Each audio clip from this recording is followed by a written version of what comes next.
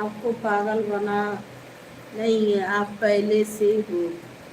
अच्छा अच्छा अमित भैया, हम पागल है? चलिए भाई, वो भी सही। अभी तो 420 बनाए, आप पागल भी बना दिए। क्या पता अमित भैया कौन है पागल को, वही भी होगा आपके जैसे हाँ। वहाँ तो उनके लाइव में जाकर बोलिएगा, अमित रीना यूपी 62 ज्वाइन कर लीजिए। उनका लाइव 10 साढ़े 10 बजे चलता है, जाकर बोलिएगा।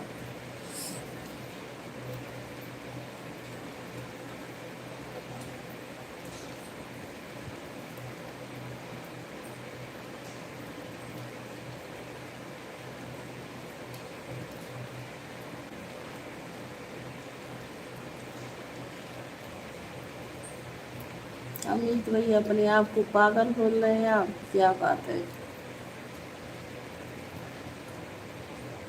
हंसिए मत।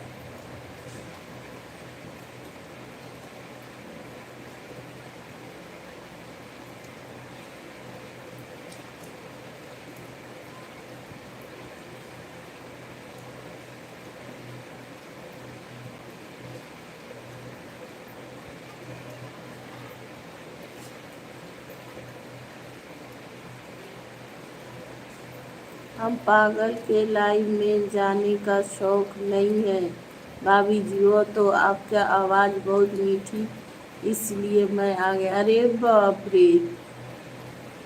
हाँ, तो कल बहुत सुबह में बहुत चीनी खाए थे ना, इसलिए बहुत मीठी है। क्योंकि ये जय हो वही कमेंट करते हैं, कोई और नहीं करता है। हम कमेंट से भी पहचानते हैं। शिवम भैया को ज्वाइन कर लीजिएगा, जितनी आईडी आ रही है शिवम रीवा पटेल पिंग आईडी है, ज्वाइन कर लीजिएगा, हम आपको रिटर्न करवा देंगे।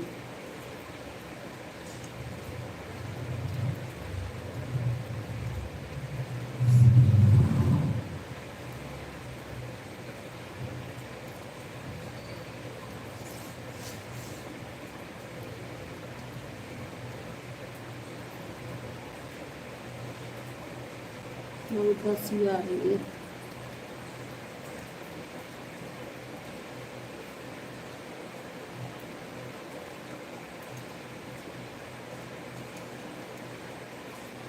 चीनी मत बोलो भाभी जी, मुझे बहुत तकलीफ होता है। तो क्या बोले, ये चीनी कौन है? अब चीनी से क्या प्रॉब्लम है, ये चीनी कौन हो गई?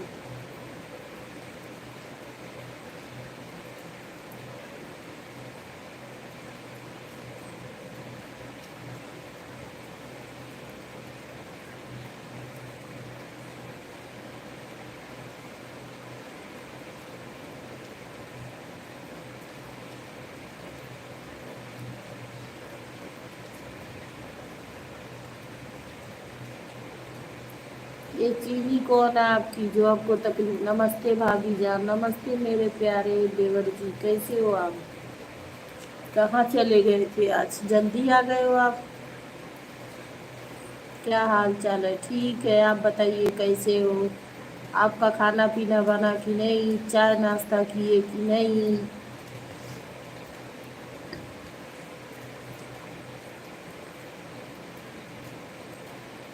चीनी हमारे दादाजी अरे बाप रे! Like done, thank U. चीनी आपके दादाजी का नाम है,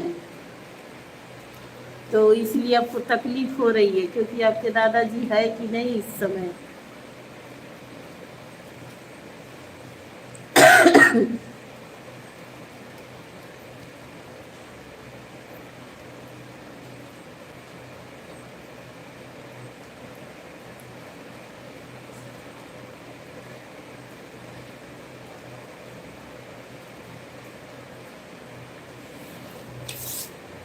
चलिए